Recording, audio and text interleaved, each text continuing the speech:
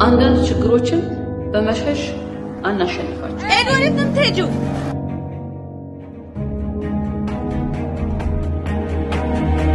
ሰላም ቤተሰቤ፣ ሰላም ታሪኬ፣ ሰላም ሀገሬ።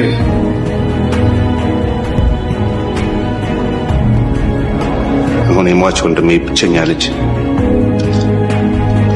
የሰላም ሕይወት እጄ ላይ ነው ያለው። I don't know። እናት መልካም ልብ የነበራት ሰው ናት። በስደት ዓለም እሳትና ውሃ ነበር ፊቴ የቀረበው። ተራው ሕይወትና ሙዚቃ፣ ጥበብና ሆድ እና እኔ እሳቱን መረጥኩና ችስታው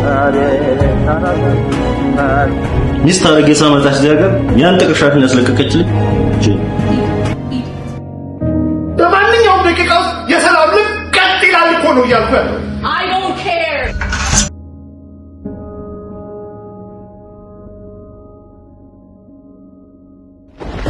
ዘጸአት አዲስ ፊልም